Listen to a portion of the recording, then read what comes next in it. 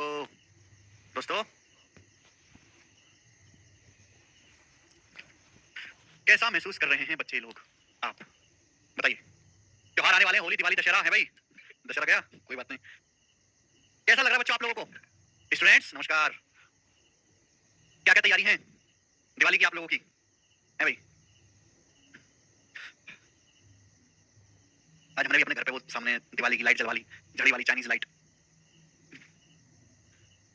चलिए, अच्छा नवीन जी, शुरू करते हैं। स्टूडेंट्स, हम लोग प्रॉफिट लॉस पढ़ रहे हैं, बेसिक। ठीक है जी। छुट्टी आपकी 10 तारीख से होंगी, अभी तो आपकी क्लास है। चलो बिना टाइम वेस्ट के शुरू करते हैं, वैसे टाइम ज्यादा हो गया। 72 वस्तुओं को बेचने पर एक आदमी 12 वस्तुओं के सेलिंग प्राइस के बराबर लॉस प्राप्त करता है। यदि एक वस्तु का क्रिया मूल्य 980 रुपए है, यदि एक वस्तु का क्रिया मूल्य 980 रुपए है, तो उसका विक्रय मूल्य ज्ञात करें। बहुत अच्छा सवाल है, कौन करेगा मेरे प्यारे भाई? ये टाइप पिछली क्लास में शुरू हो गया था, उस पे जो है बेसिक सवाल हो गए, तभी अच्छा सवाल है। बताओ, 72 सामान को बेचने से एक आदमी को 12 सामान की सेलिंग प्राइस के बराबर लॉस होता है। एक वस्तु का क्रिया मूल्य 980 रुपए है, तो उसका विक्रय मूल्य यानी कि सेलिंग प्राइस ज्ञात करिए। वैसे तो सोचने के तरीके कई सारे हैं, पर मैं आपको वो तरीका बताऊंगा जो कभी फेल नहीं होता। आप मेंटली उससे दिमाग में कर सकते हैं। ध्यान से सुनिएगा मेरे प्यारे भाई। देखो, जब भी हम किसी सामान को बेचते हैं, तो जैसे माना एक वस्तु का क्रिया मूल्य है सीपी, सेलिंग प्राइस है एसपी, तो लॉस क्या होता है भाई? किसी सामान को बेचने से लॉस क्या होता है? CP minus SP. एक वस्तु को बेचने से होने वाला लॉस है। सवाल की अगर लाइन को ढंग से पढ़ें तो लिखा जाएगा कि 72 वस्तु को बेचने से एक आदमी को 12 वस्तुओं के सेलिंग प्राइस के बराबर लॉस होता है भाई। एक वस्तु पे लॉस क्या हुआ? CP minus SP. तो 72 वस्तुओं को बेचने से कितना लॉस होगा? 72 से गुणा कर दो। 72 वस्तुओं को बेचने से कितना लॉस होगा? 72 से गुणा कर दो। आप बोलोगे हाँ जी सर, ये 72 वस्तुओं पे लॉस है, किसके बराबर है? तो सवाल के अनुसार ये 12 वस्तुओं के सेलिंग प्राइस के बराबर है। 72 से गुणा कर देंगे, 72 आर्टिकल पे जो लॉस है 12 आर्टिकल के सेलिंग प्राइस के बराबर हमने इक्वल कर दिया। तो क्या आ जाएगा? 72 एसपी सीपी बराबर कितना आ जाएगा? ये उधर जाएगा। 72 प्लस 12 84, 84 इंटू सेलिंग प्राइस। आप बोलोगे हाँ जी सर बिल्कुल सही। अब यहाँ पे मेरे दोस्तों, एक आर्टिकल का सेलिंग प्राइस कितना बोला है? 980 रुपए। 12 छिंग 72, 12 सत्ते 84, ये आ जाएगा कि नहीं? आप बोलोगे हाँ जी सर आ जाएगा। एक आर्टिकल का यहाँ पर कॉस्ट प्राइस 980 रुपए, तो आपको उस आर्टिकल का सेलिंग प्राइस पूछा, तो सेलिंग प्राइस कितना आ जाएगा? 7 से 980 चला जाएगा 140 बार, तो 14 छिंग 84, 840 रुपए। सवाल का आंसर हो जाएगा सी ऑप्शन 840। कितना आसान सवाल बन गया। तो अगर कुछ ऐसा क्वेश्चन आता है सिंपल सा जिसमें आपको रुपीस में निकालना है, तो आप इस तरीके से सोच सकते हैं। ये बताएंगे जल्दी से। एक और सवाल, सुलेखा, ऐसा ही थोड़ा सा चेंज है। सुलेखा 1040 में 36 किलो चीनी खरीदती है। वह चीनी को 10 किलो चीनी के सेलिंग प्राइस के बराबर लाभ पर बेचती है। पूछा है 5 किलो चीनी का विक्रय मूल्य ज्ञात करें। देखिए, अगर कोई समझदार बालक है तो डायरेक्ट भी सोच सकता है, लेकिन अगर कोई समझदार बालक नहीं है तो भैया फिर उसको जो है लिखना पड़ेगा। सुलेखा 1040 रुपए खर्च करती है और 36 किलो चीनी खरीदती है। यानी कि सवाल के अनुसार ये जो 1040 है क्या है? ये 36 किलो चीनी का कॉस्ट प्राइस है, सीपी है, यानी कि क्रिय मूल्य है। सुलेखा 1040 रुपए में 36 किलो चीनी खरीदती है। ये 36 किलो चीनी का क्या है? 36 किलो चीनी खरीदी है 1040 रुपए में, ये 36 किलो चीनी का सीपी है। अब खरीदने के बाद वो चीनी को बेचती है, कितना प्रॉफिट होता है? 10 किलो चीनी के सेलिंग प्राइस के बराबर प्रॉफिट होता है। बेटा प्रॉफिट क्या होता है? प्रॉफिट होता है selling price minus cost price, ये होता है बेटा प्रॉफिट। ये होता है 1 किलो का सीपी है, ये एसपी है। आप बताओ 36 किलो चीनी पे कितना प्रॉफिट होगा? 36 से मल्टीप्लाई, ये 36 किलो चीनी पे प्रॉफिट होगा। तो 36 किलो चीनी पे जो प्रॉफिट है वो 10 किलो चीनी के सेलिंग प्राइस के बराबर ही बोला है। Profit selling price minus cost price उधर जाएगा, तो 36 माइनस 10 26। 26 किलो चीनी का जो सेलिंग प्राइस है ये इधर आएगा, वो 36 किलो चीनी के कॉस्ट प्राइस के बराबर है। अगर वो बालक समझदार है तो इस बात को दिमाग में सोच सकता है कि भाई सुलेखा ने 36 किलो चीनी खरीदी और खरीदने के बाद बेची और 10 किलो चीनी के सेलिंग प्राइस के बराबर प्रॉफिट हुआ, यानी कि 26 किलो चीनी का जो सेलिंग प्राइस है वो 36 किलो चीनी के कॉस्ट प्राइस के बराबर है। डायरेक्ट आप कर सकते हैं। यहाँ पे आपको साफ साफ दिया कि 36 किलो चीनी जो खरीदी थी, 36 किलो चीनी का जो क्रिय मूल्य है वो 1040 रुपए है। डायरेक्ट 1040 रुपए। 1 किलो चीनी का विक्रय मूल्य कितना आ गया? 26 चौका 104, 40 रुपए। तो 1 किलो चीनी का सेलिंग प्राइस 40 रुपए है। आपसे 5 किलो चीनी का सेलिंग प्राइस पूछा है। 1 किलो चीनी 40 रुपए की बिकती है, तो 5 किलो बिकेगी 200 रुपए की। 200 रुपए सवाल का आंसर है। बेटा घर से पढ़ के आया करो यार। Option number D. तो एक एक लाइन के वन लाइनर सवाल है, पेपर में फुट फुट के सवाल आते हैं मेरे प्यारे। बताओ करिए एक और सवाल, बहुत इंपॉर्टेंट टाइप है, जो मैंने तरीका बताया कभी फेल नहीं होगा। सवाल को पढ़ेंगे, सवाल को बस आपको ढंग से पढ़ना है। देखिए 200 रुपए सवाल का आंसर है। बेटा घर से पढ़ के आया करो यार। Option number D. करिए एक और सवाल, बहुत इंपॉर्टेंट टाइप है, जो मैंने तरीका बताया कभी फेल नहीं होगा। सवाल को पढ़ेंगे, सवाल को बस आपको ढंग से पढ़ना है। जितनी भी लैंग्वेज है सारी यहाँ पे करवा रहा हूं सेम टाइप की। 38 गेंदों को 2240 पे बेचने पे 6 गेंदों के सीपी के बराबर लॉस होता है। एक गेंद का क्रिय मूल्य ज्ञात करें। जी, जिंदगी का मकसद क्या है? एक गेंद का सीपी निकालना। जैसे सवाल बोले वैसे लिख देना है। 38 गेंदों को 2240 में बेचने से, हमने 38 गेंद खरीद के बेची है। कितने में बेची है? 2240 रुपए में। क्या है ये? 38 गेंदों का सेलिंग प्राइस है। बच्चों सवाल के भाव को समझो। हमने 38 गेंदों को बेचा है, कितने में बेचा? 2240 रुपए में। तो 38 गेंदों का सेलिंग प्राइस है 2240 रुपए, और बेचने समय 6 गेंदों के सीपी के बराबर का लॉस हुआ है। आप बोलोगे हाँ जी सर लॉस हुआ है। मेरे दोस्तों लॉस क्या होता है? लॉस होता है सीपी माइनस एसपी, लॉस होता है मेरे प्यारे भाई। क्रिय मूल्य माइनस विक्रय मूल्य, एक गेंद पर लॉस है, एक गेंद पर। तो 38 गेंद पर कितना लॉस होगा? अरे गेंद पर लॉस ही है, तो 38 गेंद पर कितना लॉस होगा? ये लॉस होगा 38 गेंद पर। 38 गेंदों पर जो लॉस है 38 से गुणा कर देंगे, वो 6 गेंदों के सीपी के बराबर है, 6 गेंदों के क्रिय मूल्य के बराबर है। 38 गेंदों पर लॉस बराबर कर दिया। भाई हमने आपको सिखाया है कि भाई किसी सामान को बेचने से लॉस होता है सीपी माइनस एसपी। अब 38 गेंदों पे कितना लॉस होगा? 38 से गुणा कर दो। ये जो लॉस है 6 गेंदों के सीपी के बराबर इक्वल कर दिया, ये 6 इधर आएगा, तो 38 माइनस 6 हो जाएगा 32। 32 गेंदों का कॉस्ट प्राइस बराबर है 38 गेंदों का सेलिंग प्राइस। आप बोलोगे हाँ जी सर आ गया। 38 गेंदों को हमने बेचा कितने में? 2240 रुपए में, यानी कि 38 गेंद का जो सेलिंग प्राइस है बच्चों वो कितना है? 2240 रुपए। ये 2240 रुपए। आप बोलोगे हाँ जी सर। तो एक गेंद का क्रिय मूल्य कितना आ गया मेरे दोस्तों? जवाब दो। ये 32 से चला जाएगा 70 बार, 32 सत्ते 224 होता है ना, तो एक गेंद का क्रिय मूल्य आ गया 70 रुपए। सी ऑप्शन आंसर हो गया। इससे आसान तरीका नहीं पूरी दुनिया में कोई सवाल को करने का। एक और क्वेश्चन ऐसा ही, 2 क्वेश्चन और है, फिर उसके बाद मैं टाइप को चेंज करूंगा। 2 सवाल और है, फिर हम टाइप को बच्चों चेंज करेंगे। बताओ सवाल जो है वो सीएचएसएल के पेपर में पूछा गया है 2023 प्री में, जवाब देंगे सीएचएसएल 2023 प्री। तो सवाल में दिया हुआ आयुष, पवन 16,875 रुपए में 70 वस्तुएं खरीदता है और उन्हें 5 वस्तुओं के सेलिंग प्राइस के बराबर लॉस पर बेचता है। एक वस्तु का विक्रय मूल्य क्या होगा? बताएं। पवन 16,875 रुपए में 70 वस्तु खरीदता है। ये 70 वस्तुओं का कॉस्ट प्राइस है, यानी कि क्रय मूल्य 70 वस्तुओं का। पवन 70 आर्टिकल खरीदता है 16,875 रुपए में और 5 वस्तुओं के सेलिंग प्राइस के बराबर लॉस पर बेचता है। लॉस क्या होता है?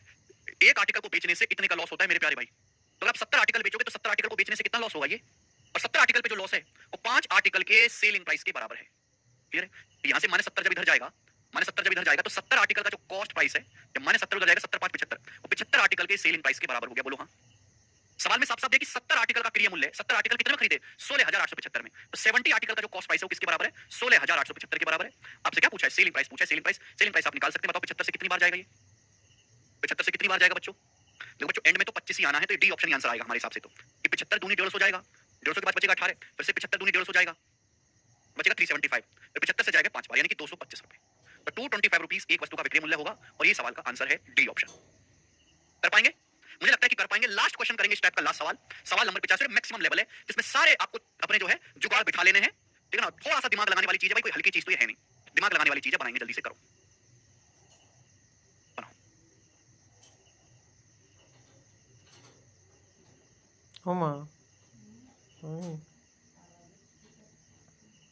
लास्ट क्वेश्चन इस टाइप का, 60 कुर्सियों को बेचने से प्राप्त लाभ 45 कुर्सियों की लागत मूल्य के बराबर है। अच्छा, 77 कुर्सियों की बिक्री के साथ 21 कुर्सियां मुफ्त दिए जाने पर कितने % का लाभ होगा? अब मेरी बात को गौर से सुनिएगा। देखिए, दुकानदार भी ऐसा नहीं कि कुर्सी बनाता है। एक दुकानदार भी पहले कहीं से कुर्सी खरीद के लाएगा, फिर वो ग्राहकों को बेचेगा। दुकानदार एक मिडिल मैन है केवल। तो उस पहली लाइन को ढंग से पढ़ के आप मुझे ये बताओ कि 60 कुर्सियों को बेचने पर जो प्रॉफिट है वो 45 कुर्सियों की लागत मूल्य के बराबर है। तो इस लाइन से पढ़ के आप हमें बताओ कि एक कुर्सी के कॉस्ट प्राइस और सेलिंग प्राइस का रेशियो क्या है। इस लाइन को पढ़ के आप हमें बताओ 60 कुर्सी को बेचने से जो प्रॉफिट है वो 45 कुर्सी के सीपी के बराबर है। तो आप यहां से हमें ये बताओ कि एक कुर्सी के क्रय मूल्य और विक्रय मूल्य का अनुपात क्या है। जब हम 60 कुर्सी बेचते हैं तो हमें 45 कुर्सी के लागत मूल्य के बराबर का लाभ होता है। बताओ तो एक कुर्सी के सीपी और एसपी का रेशियो कितना है? देखो आप जानते हैं कि ये है प्रॉफिट। 60 कुर्सी पे कितना प्रॉफिट होगा मेरे दोस्तों? ये 60 कुर्सी पे जो प्रॉफिट है वो 45 कुर्सी के सीपी क्रय मूल्य के बराबर है। यानी कि 60 जब उधर जाएगा, तालाव दी बर्तन ना 60 प्लस 45 कितना आ जाएगा? 105। तो आप दिमाग में भी सोच सकते थे कि अगर ऐसा है तो 60 कुर्सियों का जो सेलिंग प्राइस है, 60 कुर्सियों का सेलिंग प्राइस वो 105 कुर्सियों के सीपी के बराबर है। क्या जाएगा? 15 चौका 60, 15 सत्ते 105। तो सीपी से एसपी का रेशियो आएगा भाई 7 उधर जाएगा, 4 इधर जाएगा, 4:7। तो सीपी से एसपी का रेशियो आ गया 4:7, सीपी क्रय मूल्य के बराबर है। सीपी और एसपी का रेशियो कितना है? देखो आप जानते हैं कि ये है प्रॉफिट। 60 कुर्सी पे कितना प्रॉफिट होगा मेरे दोस्तों? ये 60 कुर्सी पे जो प्रॉफिट है वो 45 कुर्सी के सीपी क्रय मूल्य के बराबर है। यानी कि 60 जब उधर जाएगा, 60 प्लस 45 कितना आ जाएगा? 105। तो आप दिमाग में भी सोच सकते थे कि अगर ऐसा है तो 60 कुर्सियों का जो सेलिंग प्राइस है, 60 कुर्सियों का सेलिंग प्राइस वो 105 कुर्सियों के सीपी के बराबर है। क्या जाएगा? 15 चौका 60, 15 सत्ते 105। तो सीपी से एसपी का रेशियो आएगा भाई 7 उधर जाएगा, 4 इधर जाएगा, 4:7। तो सीपी से एसपी का रेशियो आ गया 4:7। एक कुर्सी के सीपी और एक कुर्सी के एसपी का रेशियो 4:7 होगा। ये पहली लाइन से पता चल गया। हमें पहली लाइन से कोई भी वाला निकाल सकता है, पहली लाइन से, यानी कि एक कुर्सी के क्रय मूल्य और विक्रय मूल्य का अनुपात 4:7 हो गया। पहली लाइन से पता चला हमें। ठीक है भाई? अरे यार तुम लोग क्यों नहीं समझते हो? क्यों नहीं समझते हो आप लोग? कब तक मैं आपको बताता रहूंगा इन बातों को? हद होती है। 60 कुर्सी को बेचने से 45 कुर्सी के लागत मूल्य के बराबर प्रॉफिट होता है। यानी कि माना 60 कुर्सी आपने 60 रुपए की खरीदी है तो 45 रुपए का प्रॉफिट कमा के आपने 105 रुपए की बेची है। तो एसपी सीपी से एसपी का रेशियो आएगा 4:7। ठीक, आप सुनिएगा। यानी कि एक कुर्सी के क्रय मूल्य और विक्रय मूल्य का अनुपात 4:7 है। लेकिन दुकानदार ने, दिवाली का मौसम आ गया, दिवाली का सीजन आ गया, तो दुकानदार ने एक ऑफर निकाला है, 77 कुर्सी की बिक्री के साथ 21 कुर्सी फ्री दूंगा। तो बताओ दुकानदार को कितने % का लाभ होगा? दुकानदार कहता है बाबूजी मेरी दुकान में आओ और आप मुझसे 77 कुर्सी खरीदो, 21 कुर्सी मेरी तरफ से आपको फ्री है। बताओ अगर दुकानदार ऐसा करेगा तो कितना प्रॉफिट होगा मेरे प्यारे भाई? यानी कि दुकानदार ग्राहक से कहता है कि आप 77 कुर्सियों का ही पैसा दो और घर पे कितनी ले जाओ? 77 के साथ साथ 21 चेयर आप फ्री ले जाओ, यानी कि 98 चेयर आप ले जाओ। आप 77 चेयर का ही पैसा दो मुझे, मैं आपको 21 चेयर फ्री दूंगा, मुफ्त कोई नहीं पैसा नहीं लूंगा, मैं आपको 98 चेयर दूंगा। लॉजिक सुना क्या मतलब है? आप 77 कुर्सी खरीदो मुझे, मैं आपको 21 चेयर फ्री दूंगा, यानी कि मैं आपको 98 चेयर दूंगा। दुकानदार ये कह रहा है। तो भैया दुकानदार जो है वो 98 चेयर देता है, लेकिन पैसा केवल 77 चेयर का ही ले रहा है, क्योंकि 21 चेयर वो फ्री दे रहा है। आपसे पूछा दुकानदार को कितना लाभ होगा? क्लियर? ध्यान सुनेगा भाई। दुकानदार पहले कहीं से 98 चेयर खरीद के लाया होगा। दुकानदार एक चेयर खरीद के लाता है 4 रुपए की, तो 98 चेयर दुकानदार ने खरीदी होंगी इतने रुपए की। दुकानदार ने 98 चेयर खरीदने में इतना पैसा खर्च किया होगा। खरीदने के बाद 98 में से 21 चेयर फ्री करी है दुकानदार ने। पैसा कितने का लिया ग्राहक से? 77 चेयर का ही ग्राहक से पैसा लिया है, और एक चेयर वो 7 रुपए की बेच रहा है दुकानदार, तो 77 चेयर कितने की बेचेगा? 77 गुणा 7 रुपए की बेचेगा। यानी कि दुकानदार ने इतना इन्वेस्टमेंट किया और ग्राहक से इतना पैसा ले लिया। तो आप मुझे बताओ दुकानदार को प्रॉफिट कितना हुआ? ये हो गया रेशियो। यहाँ कोई फॉर्मूला नहीं लगेगा, आपको कॉमन सेंस से सोचना पड़ेगा। आप सोच पाते हैं तो ठीक है, नहीं सोच पाते तो सवाल को छोड़ दीजिएगा। क्लियर भाई? 7 से चला जाएगा मेरे दोस्तों कितनी बार? 14 बार। इस 7 से 2 बार और ये 11 बार रेशियो ले लेते हैं हम। ये आ गया 8 रेशियो 11, यानी कि अल्टीमेटली दुकानदार ने 8 का सामान 11 में बेच दिया। दुकानदार को 3 का प्रॉफिट हुआ मेरे दोस्तों 8 पर। 1/8 12.5% और 3/8 होता है 37.5%। तो दुकानदार को 37.5% का लाभ हुआ है। सी ऑप्शन सवाल का आंसर है। बहुत बेहतरीन सवाल है। बी ऑप्शन नहीं है, सी ऑप्शन है। यहाँ पे दो सवालों को मिक्स करके बनाया गया है ये क्वेश्चन, इसलिए क्वेश्चन अच्छा है। और इसी के साथ ये टाइप समाप्त होता है।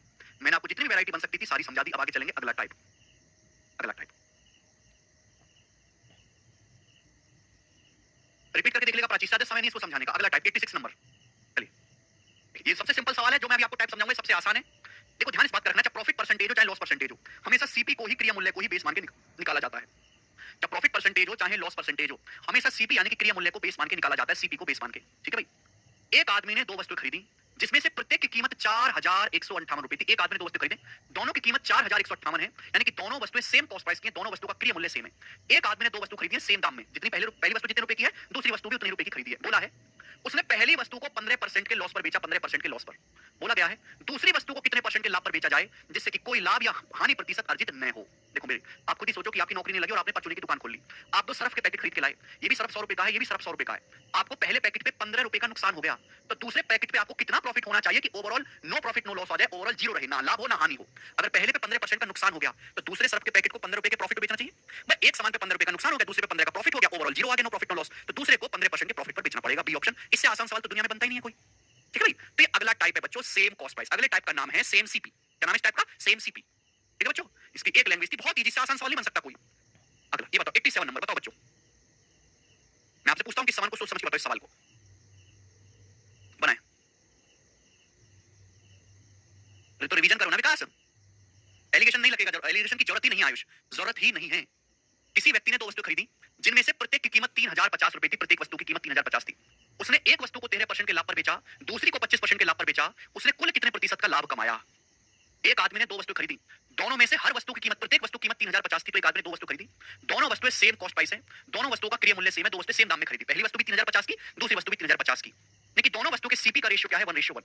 दोनों वस्तु के क्रिया मूल्य का अनुपात 1:1 है। 1:1 का मतलब दोनों वस्तु का क्रिया मूल्य सेम है। पहली वस्तु पे 13% का लाभ हुआ, दूसरी वस्तु पे 25% का लाभ हुआ। पूछा उसे कुल कितने प्रतिशत का लाभ हुआ? दोनों वस्तुओं पर मिलाकर कुल कितने प्रतिशत का लाभ हुआ? बताओ दोनों वस्तुओं पर मिलाकर कुल कितने प्रतिशत का लाभ हुआ? स्मिथ वाला सक्सेसिव क्यों नहीं लग रहा इसमें जी? स्मिथ का डाउट है।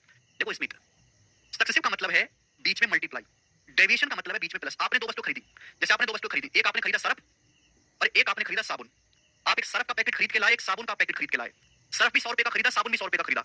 सरफ को बेचा, सरफ पे 13% का फायदा हुआ। साबुन को बेचा, साबुन पे 25% का फायदा हुआ। कुल कितने परसेंट का लाभ? कुल का क्या मतलब? कुल का मतलब है सरफ प्लस साबुन दोनों पर मिलाकर कुल कितने परसेंट का लाभ हुआ। बीच में प्लस का साइन है बेटे, प्लस है। अब परचूनी की दुकान खरीदते हो, परचूनी की दुकान खोलते हो आप, हर सामान पे अलग अलग फायदा होता है मेरे प्यारे भाई। सरफ पे कुछ और है, साबुन पे कुछ और है, चीनी पे कुछ और है, नमक पे कुछ और है, पत्ती पे कुछ और है, सॉफ्टवेयर पे कुछ और है, हर सामान पे अलग अलग फायदा होता है। हम आपसे जब कहते हैं कि कुल कितना फायदा हुआ, कुल कितना फायदा का मतलब इस सारे सामानों के क्रिया मूल्य को जोड़ो, टोटल इन्वेस्टमेंट पर कुल कितने का फायदा हुआ प्लस। अगर बीच में प्लस का साइन आता है तो डेविएशन, और बीच में मल्टीप्लाई का साइन आता है तो सक्सेसिव। दोनों में फर्क है। हमने परसेंटेज में अच्छी तरीके से समझाया है, इसलिए मैं कहता हूं परसेंटेज में बच्चों को 1 महीने तक पढ़ाता हूं। क्यों पढ़ाता हूं? 1 महीने तक, 1.5 महीने भी पढ़ाता हूं कि परसेंटेज में कहीं समझाए हुए कांसेप्ट ही आगे पूरे अर्थमेटिक मैथ में काम आते हैं।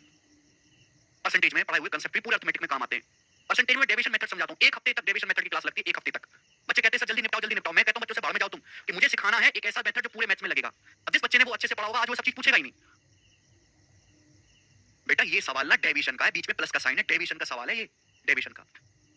चाहे प्रॉफिट परसेंटेज हो चाहे लॉस परसेंटेज हो, किसको बेस मान के निकाला जाता है? सीपी को बेस मान के निकाला जाता है। मैंने क्या सिखाया आपको? अगर आपको ओवरऑल प्रॉफिट निकालना है, ओवरऑल कोई भी चीज निकालनी है, तो बेस वैल्यू का हमेशा रेशियो ले लिया करो। बेस का क्या ले लेते हैं अपन लोग? रेशियो ले लेते हैं, सीपी का रेशियो ले लेते हैं, या दोनों वस्तुओं का सीपी बराबर है। अगर बेस वैल्यू सेम है, दोनों वस्तुओं का बेस सेम है, अगर दोनों वस्तुओं का बेस सेम है, क्रिया मूल्य सेम है, तो ओवरऑल प्रॉफिट निकालने के लिए आपको दोस्तों क्या कर लेना है? एवरेज ले लेना है। ओवरऑल प्रॉफिट निकालने के लिए मेरे दोस्तों आपको क्या ले लेना है? Just average. दोनों को जोड़ के आधा कर दो।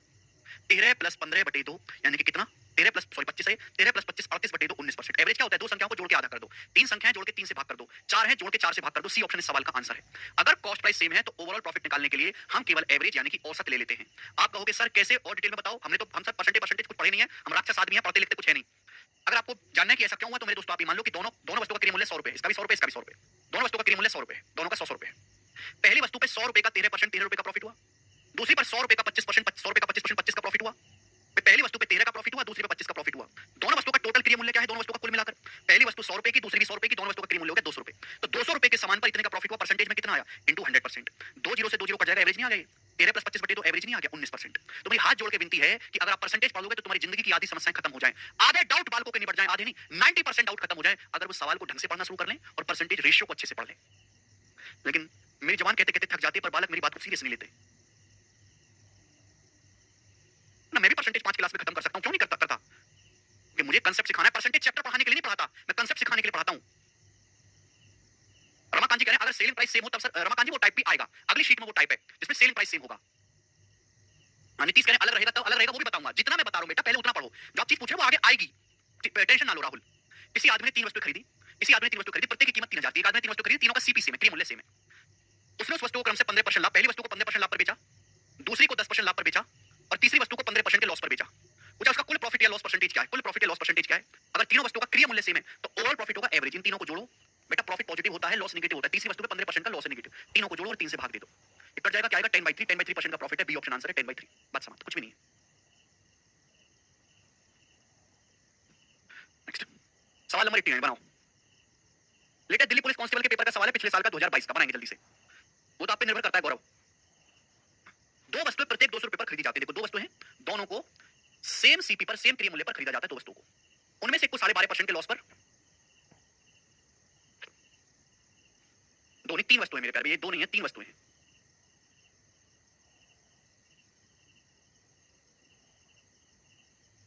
तीन वस्तुएं प्रत्येक 200 रुपए पर खरीदी जाती है, उनमें से एक को 12.5% के लॉस पर बेचा जाता है। 3 वस्तु खरीदी जाती है, तीनों को सेम दाम में खरीदा जाता है। एक वस्तु को 12.5% के लॉस पर बेचते हैं। अन्य दो वस्तुएं इस प्रकार बेची जाती हैं कि पूरे लेन देन पर 20% का लाभ हो।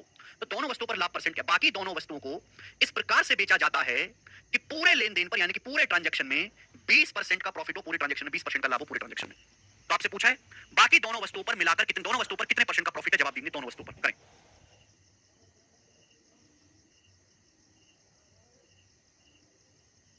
करें बच्चों। 3 आर्टिकल बेचे जाते हैं, 200 खरीदे जाते हैं 200 रुपए each. One of them is sold at loss of 12.5%। एक वस्तु को 12.5% के लॉस पर बेचते हैं। The other two article are sold so as to gain 20% of all the transaction. What the gain percentage on two article? दोनों article पे कितना गेन होगा बताओ। बड़ी सिंपल सी बात है, दो सवालों को मिक्स कर दिया है। 3 वस्तु आपने खरीदी हैं, फर्स्ट, सेकंड और थर्ड। तीनों आर्टिकल पर मेरे दोस्तों, तीनों वस्तु पर कुल, तीनों वस्तु सेम क्रय मूल्य में खरीदी गई हैं। पहली वस्तु पे 12.5% का लॉस हुआ, ओवरऑल 20% का प्रॉफिट कमाना है। तो आप मुझे बताओ कि इन दोनों वस्तुओं पर, इन दोनों पर कुल मिलाकर कितना प्रॉफिट होगा? इन दोनों पर कुल मिलाकर कितना प्रॉफिट होगा बताओ। रिवर्स डेविएशन का सवाल है, कुछ भी नहीं है मेरे प्यारे भाई। देखिए मेरे दोस्तों, 3 वस्तुएं हैं, तीनों का जो सीपी सेम है। तीनों के सीपी का रेशियो क्या है? 1:1:1। बात समझ में? आप बोलोगे हाँ जी सर बिल्कुल सही। अब ये इन दोनों वस्तुओं पर कुल सीपी, इन दोनों वस्तुओं पर कुल प्रॉफिट होता है, तो दोनों का टोटल सीपी 1 + 1 2 नहीं आ जाएगा? दोनों का टोटल सीपी 2 नहीं आ जाएगा? आप बोलोगे हाँ जी सर बिल्कुल सही। वस्तु कितनी है? 3। पहली वस्तु पर 12.5% लॉस है, बाकी दो वस्तुओं का सीपी आ जाएगा मेरे दोस्तों 2। तीनों पे मिलाकर 20% का प्रॉफिट है। आपसे पूछा है ओवरऑल कितना हुआ, इन दोनों वस्तुओं पर कितना हुआ? तो रिवर्स डेविएशन का सवाल है। अगर ओवरऑल 20% है तो यहाँ भी 20% होना चाहिए, यहाँ भी 20% होना चाहिए। अगर ओवरऑल 20% का प्रॉफिट है तो यहाँ भी 20 होना चाहिए, यहाँ भी 20 होना चाहिए। यहाँ 1 रुपए का 12.5% लॉस है, यहाँ बैलेंस करने के लिए 12.5% एक्स्ट्रा कर देंगे मेरे दोस्तों। 12.5% एक्स्ट्रा कर देंगे। कितनी वस्तुओं पर? 2/2। 12.5 तो आ जाएगा 6.25, तो ये 36.25% आ जाएगा। तो दोनों वस्तुओं पर मिलाकर 36.25% का प्रॉफिट है और बी ऑप्शन इस सवाल का आंसर है। रिवर्स डेविएशन, जिस बच्चे ने रिवर्स डेविएशन नहीं पढ़ा उसका कुछ नहीं हो सकता। अच्छा सवाल था मेरे दोस्तों ये, बेहतरीन। आगे चलेंगे। हमें डेविएशन तो पूरा एक टाइप है, पूरा का पूरा बहुत फेमस। यस, अब आपके मन में आ रहा होगा कि सर अभी तक जो आपने करा वो तो सेम सीपी वाले, अगर सीपी अलग अलग हो तो कैसे होगा? ये वाला डाउट आ रहा था ना बच्चों सभी को मन में कि अगर सर दोनों वस्तु का क्रिया मूल्य अलग अलग हो तो कैसे होगा? उसी पर सवाल है, बस आप थोड़ा पेशेंस बनाए रखो। ए ने दो वस्तुएं क्रम से 4680 और 7020 रुपए में खरीदी। पहली वस्तु को 6% और दूसरी को 14.5% के लाभ पर बेच दिया। उसका कुल लाभ प्रतिशत क्या था? कुल लाभ प्रतिशत क्या था? ये सवाल है आपके सामने, बताओ। एक बंदा है ए, उसने दो वस्तुएं खरीदी। पहली वस्तु खरीदी है उसने 4680 रुपए में 4680, और दूसरी वस्तु खरीदी है 7020 रुपए में। ये दोनों वस्तु के क्रिया मूल्य है अलग अलग, सेम क्रिया मूल्य नहीं है। पहली वस्तु को बेचा 6% के लाभ पर, दूसरी वस्तु को बेचा 14.5% के लाभ पर। आपसे पूछा है दोनों वस्तुओं पर मिलाकर कुल कितने प्रतिशत का लाभ हुआ? पहला तरीका बेसिक वाला, जिससे कभी आपका आंसर नहीं आने वाला। क्या है? पहली वस्तु का क्रिया मूल्य 4680 रुपए है, दूसरी वस्तु का क्रिया मूल्य 7020 रुपए। तो दोनों वस्तुओं का टोटल कॉस्ट प्राइस क्या है? ये दोनों वस्तुओं का टोटल क्रिया मूल्य है। एक आदमी ने दो टाइप के सामान खरीदे, 4680 का 7020 का, टोटल सामान कितना खरीदा? टोटल क्रिया मूल्य ये टोटल क्रिया मूल्य क्या होगा, ये आ गया। अच्छा, पहली वस्तु पे कितना लाभ हुआ? पहली वस्तु पे 4680 रुपए का 6%, पहली वस्तु पे 4680 रुपए का 6% प्रॉफिट कमाया। पर नीचे क्या लिखा है? नीचे लिखा है दोनों वस्तुओं का टोटल सीपी, ऊपर है दोनों वस्तुओं पर कुल मिलाकर टोटल कितना प्रॉफिट हुआ। पहली पर 4080 का 6% प्लस दूसरी पे कितना हुआ? 7020 रुपए का 14.5%। यानी कि आपने टोटल सामान इतने रुपए का खरीदा और आपको इतने रुपए का प्रॉफिट हुआ, बस आ गया ओवरऑल प्रॉफिट आ गया। परसेंटेज को आंसर परसेंटेज में पूछा, डायरेक्ट परसेंटेज में ही आएगा। लेकिन आप इस तरीके से करोगे तो आपकी कैलकुलेशन बहुत बढ़ जाती है। तो भाई हमने आपको क्या सिखाया है? हमने आपको ये सिखाया कि जब भी ऐसे क्वेश्चन आते हैं, चाहे प्रॉफिट परसेंटेज हो चाहे लॉस परसेंटेज हो, हमेशा सीपी को बेस मान के निकाला जाता है। तो आपको एग्जैक्ट सीपी की जरूरत ही नहीं है, आप सीपी का ले लिया करो बच्चों, रेशियो। आप क्रिया मूल्य का अनुपात ले लिया करो, क्रिया मूल्य का अनुपात। बताओ, जीरो से जीरो चला जाएगा और किससे जाएगा ये? अभी 234 से जाएगा, 2 से काटेंगे ना तो 234 और ये आपका बचेगा भाई 3 बार। 234 से डिवाइड हो रहा है 2 बार और ये 3 बार, 2:3। फिर आप बोलोगे हाँ जी सर बिल्कुल सही, दोनों वस्तुओं के क्रिया मूल्य का अनुपात 2:3 है। पहली वस्तु पे 6% प्रॉफिट है, दूसरी पे 14.5% का प्रॉफिट है। ओवरऑल दोनों वस्तुओं पर कुल मिलाकर फर्स्ट प्लस प्लस प्लस आता है बीच में, दोनों वस्तुओं पर मिलाकर कितने परसेंट का प्रॉफिट है नहीं निकाल सकते? 6%, यहाँ 14.5, 14.5 को ब्रेक करके ऐसे लिख सकते हो 6%, 6% प्लस 8.5% सिखाया मैंने आपको। देखिए अगर डाटा आसान है तो मैं वेटेड एवरेज लगा लेता हूँ, डाटा मुश्किल है तो डेविएशन। भाई 6% का प्रॉफिट यहाँ भी है, 6% का प्रॉफिट यहाँ भी है, 6% का प्रॉफिट तो होना ही होना है, प्लस एक्स्ट्रा कितना है? या 3 रुपए का 8.5% एक्स्ट्रा प्रॉफिट है, 3 रुपए का 8.5%। जो भी एक्स्ट्रा प्रॉफिट है वो सभी सामान में बट जाएगा। टोटल सीपी कितना है? टोटल सीपी है 2 और 3 5, 5 में इक्वल बढ़ जाएगा बटे 5, 5 से 8.5 जाएगा 17 बार, 17 3 51, 6 में 5.1 जोड़ेंगे 11.1%। तो ओवरऑल जो प्रॉफिट होगा वो 11.1% का होगा। डी ऑप्शन आंसर है। ये है तरीका, समझ में आया बच्चों?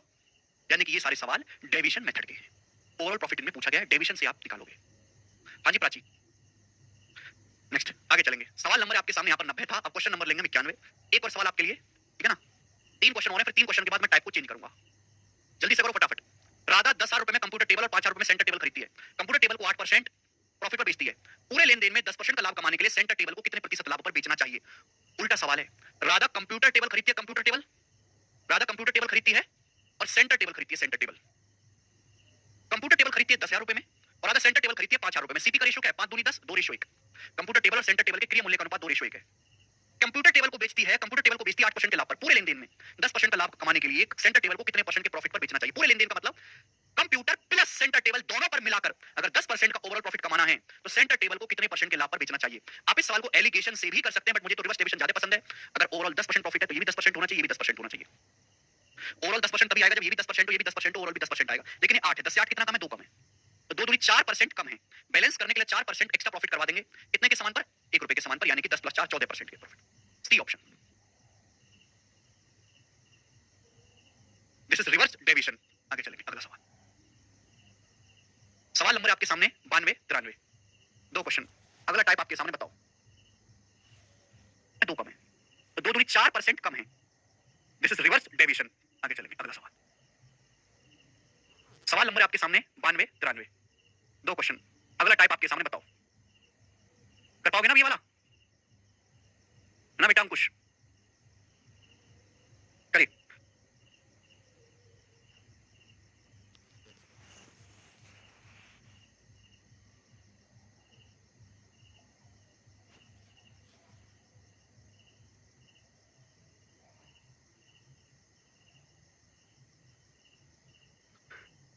दूसरी मोटरसाइकिल को पहले वाले से कितना आसान है। दो मोटरसाइकिल का सीपी सेम है, दो मोटरसाइकिल का क्रिया मूल्य समान है। सवाल ने चिक चिक के कह दिया। एक मोटरसाइकिल को 15% के लाभ पर बेचा जाता है, दूसरी मोटरसाइकिल को पहले वाले से 48 रुपए ज्यादा बेचा जाता है। कुल लाभ 20% है। बताओ, दो मोटरसाइकिल हैं, फर्स्ट और सेकंड, दोनों का क्रिया मूल्य सेम है। पहली मोटरसाइकिल को 15% के लाभ पर बेचा जाता है। कुल दोनों मोटरसाइकिल पे मिलाकर 20% का प्रॉफिट है, दोनों पर मिलाकर, तो एवरेज 20 होना चाहिए। अगर सीपी सेम है तो ओवरऑल प्रॉफिट एवरेज होगा। इन दोनों का एवरेज 20 आना चाहिए, इन दोनों को जोड़ के आधा करके 20 आना चाहिए। अगर एवरेज 20 है तो इन दोनों का सम कितना आएगा? 40। 40 का आधा 20 होता है, तो अगर यहाँ 15% प्रॉफिट है तो सेकंड मोटरसाइकिल पर कितना प्रॉफिट होगा? 25%। 15 प्लस 25, 15 25 का एवरेज 20 आ जाएगा। कि पहली मोटरसाइकिल को 15% लाभ पर बेचा गया, दूसरी को 20% लाभ पर। तो दूसरी मोटरसाइकिल को पहली वाली से कितने परसेंट ज्यादा लाभ पर बेचा गया? 10%। सवाल के अकॉर्डिंग दूसरी मोटरसाइकिल को पहली वाली से 48 रुपए ज्यादा बेचा गया, तो 10% की वैल्यू 48 रुपए। प्रत्येक मोटरसाइकिल का क्रिया मूल्य 100% की वैल्यू पूछिए, 48,000 रुपए। ये ऑप्शन आंसर। सवाल एकदम सरल है, अभी no doubt it is one of the easiest question. आगे चलेंगे। सवाल नंबर है एक और ऐसा ही 93, फिर उसके बाद जो है हम टाइप को चेंज करेंगे। नेक्स्ट बनाएं ए ऑप्शन। दो वस्तु एक्स और वाई का लिखना कम है, सोचना ज्यादा से ज्यादा है। दो वस्तुएं हैं एक्स और वाई, उनके क्रिया मूल्य सीपी सेम है। दो वस्तु एक्स और वाई के सीपी सेम है। वस्तु एक्स को 20% के लाभ पर बेचा जाता है और वाई को एक्स के सेलिंग प्राइस से 126 रुपए कम में बेचा गया। आर्टिकल वाई को एक्स के सेलिंग प्राइस से 126 रुपए कम में बेचा गया। दोनों वस्तु को बेचने से तो ओवरऑल प्रॉफिट है वो 14% है। दोनों वस्तु को बेचने पर निवल लाभ 14% है, तो प्रत्येक वस्तु का क्रिया मूल्य क्या है? ईच वस्तु का सीपी क्या है? तो दो वस्तु का सीपी से पहले को 20% के लाभ पर बेचा गया, दोनों वस्तु पर ओवरऑल प्रॉफिट 14%। अगर ओवरऑल प्रॉफिट 14% है तो इन दोनों का सम 28 होना चाहिए। एवरेज 14 है तो टोटल क्या होगा, दो संख्याओं का एवरेज 14 तो टोटल 28 होगा। ये 20% है तो यहाँ पर कितना प्रॉफिट होगा, 8% है। कच्चा लोग सोच पाओगे ना, 20 और 8 28 का आधा, ओवरऑल आ गया 14% प्रॉफिट। यानी कि आर्टिकल एक्स पे 20% प्रॉफिट हुआ है, वाई पे 8% प्रॉफिट हुआ है। तो आर्टिकल वाई पर एक्स से कितना कम प्रॉफिट हुआ, 11% और 12%। क्लियर है, दोनों वस्तुओं का सीपी सेम है 100%। आर्टिकल वाई को एक्स 126 रुपए कम में बेचेगा, 12% की वैल्यू 126 रुपए है, तो 1% कितना है, 12 2 120 और ये आ जाएगा 10.5। 1% की वैल्यू 10.5 है, 100% आएगा 1050 रुपए। सी ऑप्शन आंसर है। इससे आसान तो कुछ नहीं दुनिया में। आप बोलोगे सर इससे आसान तो कोई सवाल दुनिया में बनता ही नहीं है, और क्या करवाओगे। अगला टाइप, अगला टाइप मेरे प्यारे भाई, अगला टाइप, चलिए नेक्स्ट, अगला टाइप। 4 क्वेश्चन करवाऊंगा बच्चों इस टाइप पे। टाइप का नाम है सेम सेलिंग प्राइस, ठीक है ना, टाइप का नाम है सेम सेलिंग प्राइस। बताओ अगला टाइप बनाए, एकदम ठीक है रोहित। वस्तु 3 है 2 नहीं है। अभी ने ध्यान से सुनिएगा मेरे दोस्तों, अलग से कुछ भी कंसेप्ट बताने का नहीं है अभी। अभी ने 624 रुपए में 2 वस्तु खरीदी, यानी कि 2 वस्तु का टोटल कॉस्ट प्राइस है, 2 आर्टिकल खरीदे, कुल 624 में खरीदे। एक वस्तु को 14% के लाभ पर लॉस पर बेचा और दूसरी वस्तु को 14% के लाभ पर बेचा। दोनों वस्तुओं का सेलिंग प्राइस सेम है, दोनों वस्तुओं का विक्रय मूल्य समान है, तो उनके कॉस्ट प्राइस में क्या अंतर है, उनकी सीपी का डिफरेंस क्या है। बहुत बढ़िया और आसान सवाल, पहले बेसिक तरीका। अभी ने 2 वस्तु खरीदी, मैंने मान लिया कि दोनों वस्तुओं का क्रिय मूल्य है ए और बी। अभी ने 2 वस्तु खरीदी जिनका कॉस्ट प्राइस यानी कि क्रिय मूल्य ए और बी है। दोनों वस्तु कुल मिलाकर खरीदी है, दोनों वस्तु का जो टोटल सीपी है वो 624 रुपए है। पहली वस्तु को 14% के लॉस पर बेचा। एक बात बताओ, एक वस्तु का क्रिय मूल्य है ये, 14% के लॉस पर बेचा पहली वस्तु को। अगर 100% से 14% कम में बेचोगे, लॉस में बेचोगे तो सामान बिकेगा कितना, 86% में। दूसरी वस्तु को 14% के प्रॉफिट पर बेचा, दूसरी वस्तु का क्रिय मूल्य बी है, 14% के प्रॉफिट में बेचोगे तो सामान कितने में बिकेगा, 114% में। बात क्लियर, 100% पे 14% का प्रॉफिट होगा तो सामान क्रिय मूल्य के 114% में बिकेगा। तो यहां से दोनों आर्टिकल के ए और बी के सीपी का यानी कि क्रिय मूल्य का क्या रेशियो आ जाएगा, ए से बी उधर चला जाएगा 114/86। ये दोनों आर्टिकल के सीपी का यानी कि क्रिय मूल्य का रेशियो आ गया मेरे दोस्तों। ये आ गया कि नहीं आ गया, आप बोलोगे हाँ जी सर, ये इस सवाल को करने का बेसिक है। मैंने दोनों आर्टिकल का सेलिंग प्राइस निकाल के बराबर कर दिया, क्योंकि सवाल में बोला गया है दोनों आर्टिकल का विक्रय मूल्य सेम है, कॉस्ट प्राइस अलग अलग है बट विक्रय मूल्य सेम है। तो प्यारे भाई ध्यान सुनो, पेपर में जब भी ऐसा सवाल आएगा, इंपॉर्टेंट टाइप है, आपको लिखने की जरूरत नहीं। आपको पहले भी बता चुका हूं कि जब भी ऐसा कुछ होता है, ए से बी का रेशियो निकालना होता है तो इंटरचेंज हो जाता है। 86 आ जाता है बी के पास और 114 आता है मेरे दोस्तों ए के पास, 114 ए के पास। आपको लिखने की जरूरत नहीं है, आप डायरेक्ट दोनों आर्टिकल के सीपी का रेशियो बता सकते हैं। एक आदमी 2 वस्तु खरीदी 624 रुपए में, पहली वस्तु को 14% के लॉस पर बेचा, दूसरी को 14% के प्रॉफिट पर बेचा। सीपी का रेशियो क्या आएगा भाई, ये वाला इधर आएगा पहले 100 + 14 114 रेशियो, -14 उधर जाएगा, दूसरी वस्तु के पास 100 - 14 86 डायरेक्ट है। ये डायरेक्ट तरीका है मेरे प्यारे भी, आपको ये पूरा कुछ भी लिखने की जरूरत नहीं है, ये कुछ भी लिखने की जरूरत नहीं है। समझ में आई बात, आप बोलोगे हाँ जी सर, दोनों आर्टिकल के सीपी का रेशियो आ गया। दोनों आर्टिकल का टोटल सीपी क्या है, 114 + 86, दोनों आर्टिकल का टोटल सीपी है 200। 200 की वैल्यू सवाल में 624 रुपए दी है, दोनों आर्टिकल को 624 रुपए में खरीदा गया है। आपसे पूछा दोनों के लागत मूल्य में कॉस्ट प्राइस में अंतर बताओ, भाई इसका सीपी 114 इसका 86 से डिफरेंस क्या है, 114 में से 86 घटाएंगे कितना डिफरेंस है, तो आप हो गया 28। और आपसे 28 यूनिट की वैल्यू पूछे, 200 यूनिट की वैल्यू 624 रुपए है और सवाल में आपसे 28 28 यूनिट की वैल्यू पूछे, जवाब देंगे 28 मतलब 7। आंसर जो भी आएगा वो 7 का मल्टीपल आएगा, आप 7 का मल्टीपल भी चेक कर सकते हैं, ठीक है भाई। या फिर आप यहाँ पे 2 दूनी 4 और 8 दूनी 16 6, या सही आएगा, यूनिट 6 ही आएगा, 87.36 बी ऑप्शन 87.36। सॉल्व करना चाहते हैं, सॉल्व हो जाएगा। 200 की वैल्यू 624 से कितने गुना, 3.12, ये 3.12 हो जाएगा। 28 की 84 और 28 की 0.12 में गुणा करेंगे तो 280 और 56 यानी कि 336 3.36। 84 में 3.36 रुपीस जोड़ लीजिएगा तो 87.36 रुपीस सवाल का आंसर है, बी ऑप्शन। 100 - 14 86। सिद्धार्थ पूछ रहे सर एक साल में सीजन निकालना संभव है क्या, सीजन तो 3 महीने निकालना भी संभव है, वो आपकी कैपेबिलिटी पर निर्भर करता है कि आप कितने सक्षम हैं। ऐसे बालक भी है जिन्होंने 3 महीने की तैयारी में सीजन निकाला है और ऐसे बालक भी जिनके 5 साल हो गए तैयारी करते हुए कुछ नहीं निकला उनका। निर्भर करता है कि आपका दिमाग किस स्तर पे काम करता है, आप मेहनत कितनी करते हो, आपका नसीब कितना है, आपने बचपन में कैसे पढ़ाई करी है, या फिर आप कितने सीरियस है। कैसे आया, क्या कैसे आया भाई, दोनों का टोटल सीपी 114 + 86 200, 200 की वैल्यू 624 रुपए, दोनों का क्रिय मूल्य। भैया सवाल पढ़ो, सवाल को ढंग से पढ़ो। दोनों के सीपी का डिफरेंस 114 और 86 का डिफरेंस 28 यूनिट, 28 की वैल्यू पूछी है नहीं भरत।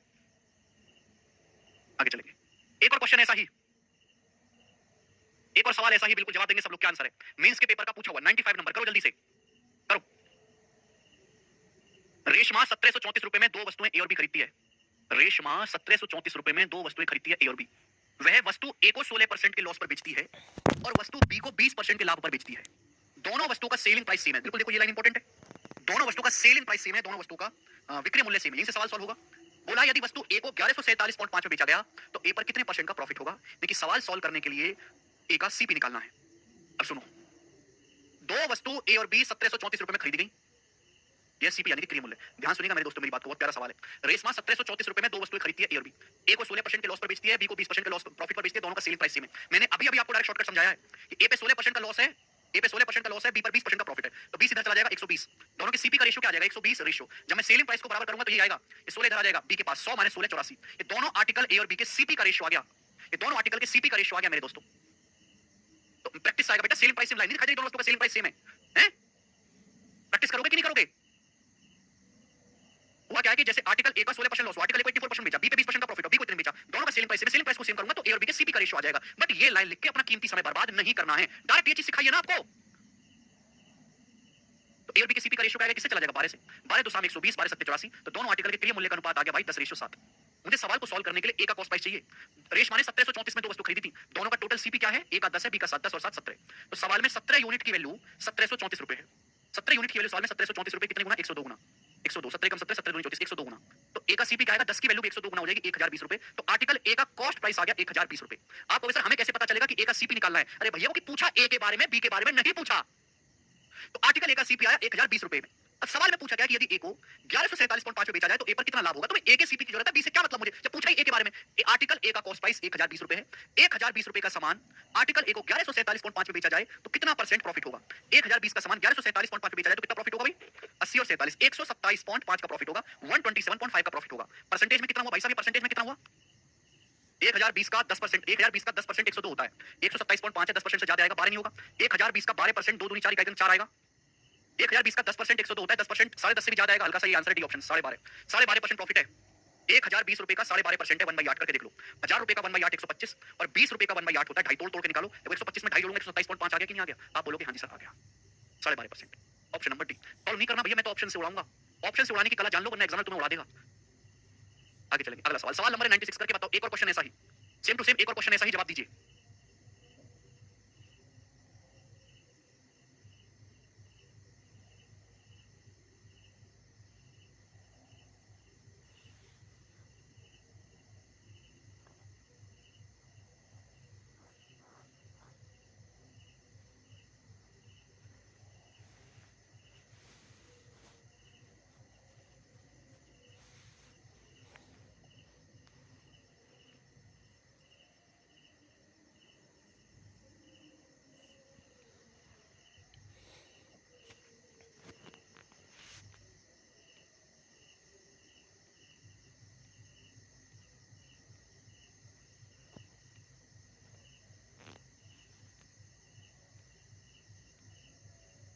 एक साथ फ्रिज एंड वॉशिंग मशीन 38,200 में खरीदे, दोनों सामानों का टोटल क्रिया मूल्य।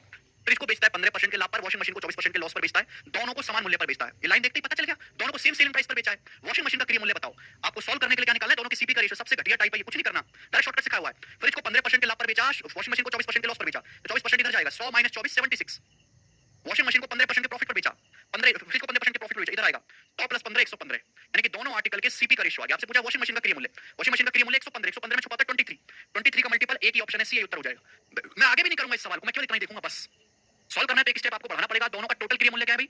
फ्रिज और वॉशिंग मशीन का जोड़ूंगा, 20 + 6 5 11 का 1, 7 1 8 11 19, दोनों का टोटल क्रिया मूल्य है 76 + 115 191। इसकी वैल्यू सवाल में 38,200 रुपए दी है, कितने गुना? तो आप कहोगे सर 200 गुना 200 टाइम्स।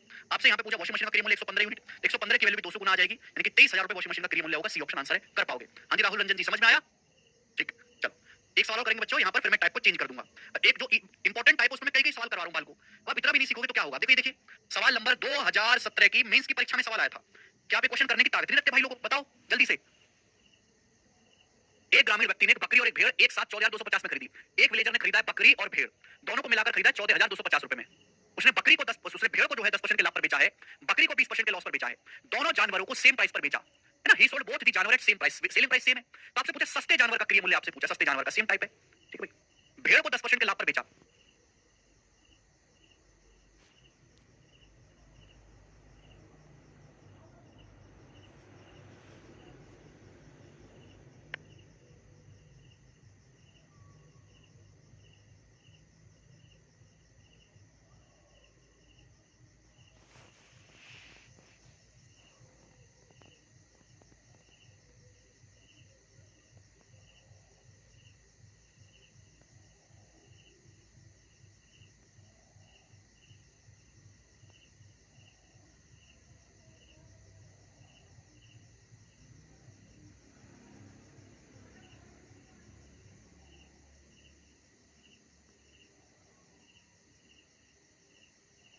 हाँ जी भाई आप ठीक है?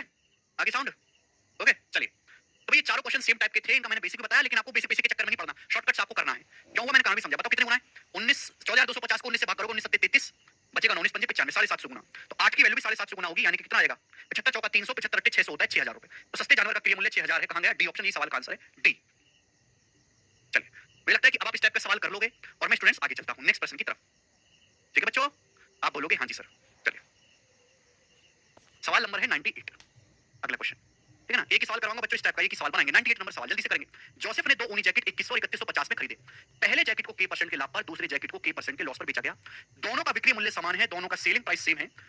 के का मान ज्ञात करें। बताइए। जोसेफ भाई ने दो जैकेट खरीदे। पहला जैकेट 2100 रुपए का खरीदा है, दूसरा जैकेट 3150 रुपए का खरीदा है। अलग अलग दाम में खरीदे। पहले जैकेट को k% लाभ पर बेचा गया, दूसरे जैकेट को k% के नुकसान पर बेचा गया। दोनों का सेलिंग प्राइस सेम है। मैंने आपको परसेंटेज में मल्टीप्लाइंग फैक्टर पढ़ाया है कि अगर आप किसी संख्या को k% बढ़ाओगे तो मल्टीप्लाइंग फैक्टर क्या होता है बेटा? 1 प्लस k%। याद है किसी को? किसी भूल गए? किसी संख्या को k% बढ़ाओगे तो मल्टीप्लाइंग फैक्टर होता है 1 प्लस k%। k% घटाओगे तो मल्टीप्लाइंग फैक्टर क्या हो जाएगा? 1 माइनस k%।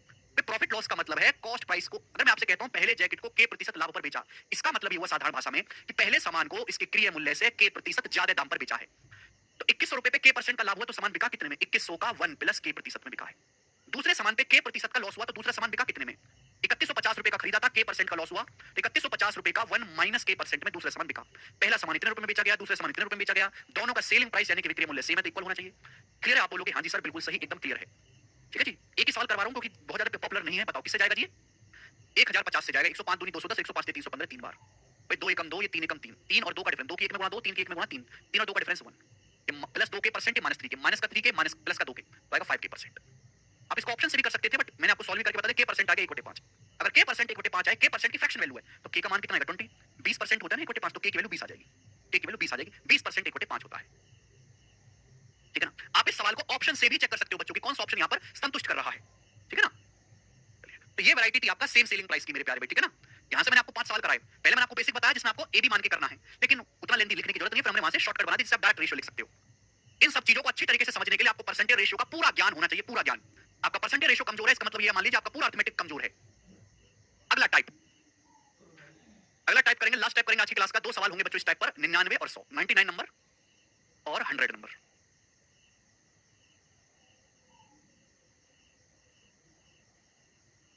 देखो बच्चों,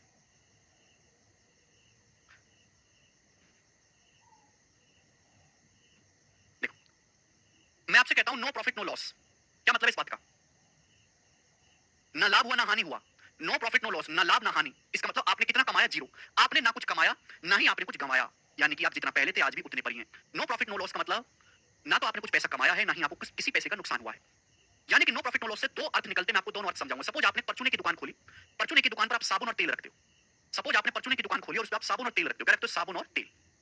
ठीक है। साबुन का सीसी, साबुन की पैकेट लाते हो आप, साबुन का पैकेट लाते हो आप 80 रुपए का। साबुन बढ़िया वाली रखते हो आप अपनी दुकान में 80 रुपए का। और तेल का पैकेट लाते हो बच्चा आप 150 रुपए का। तेल का डिब्बा आप लाते हो 150 रुपए का। क्रिय मूल्य बता रहा हूं मैं आपको, क्रिय मूल्य। ठीक है ना? होता क्या है, दुकानदार बहुत सारे आइटम अपनी दुकान में रखता है, बहुत सारे आइटम, साबुन तेल नमक चीनी पानी सब रखता है। फिर हर सामान को बेचता है, हर सामान पे अलग अलग फायदा होता है। अगर पूरे ट्रांजैक्शन में, ओवरऑल लेन देन में, कुल लेन देन में, पूरी दुकानदारी में ना तो आपको प्रॉफिट हो ना ही आपको लॉस हो। इसका मतलब क्या है? जैसे एग्जांपल में ले रहा हूं कि आप भाई दुकानदारी, तो दुकानदार एक जगह से सामान खरीद के लाएगा और ग्राहक को बेचेगा। दुकानदार साबुन 80 रुपए का खरीद के लाया, तेल को 150 रुपए का खरीद के लाया। अब आप मुझे बताओ, दुकानदार ने साबुन 80 रुपए की खरीद के लाया था, 100 रुपए में बेच दी, 100 रुपए में। तो आप बताओ तेल को कितने रुपए में बेचना चाहिए? तेल को कितने रुपए में बेचना चाहिए जिससे दुकानदार को ना तो कोई प्रॉफिट हो ना ही कोई लॉस हो? तेल को कितने रुपए में बेचना चाहिए जिससे दुकानदार को ना तो कोई लाभ हो ना ही कोई हानि हो? जवाब दो। एक दुकानदार साबुन 80 की खरीद के लाया, तेल 150 रुपए का एग्जांपल ले रहा हूं। उसने साबुन को 100 रुपए में बेचा। तेल को कितने दाम पर बेचना चाहिए कि दोनों वस्तुओं को बेचने से पूरे ट्रांजैक्शन में ना तो कोई लाभ हो ना ही कोई हानि हो? तेल को किस दाम पर बेचना चाहिए?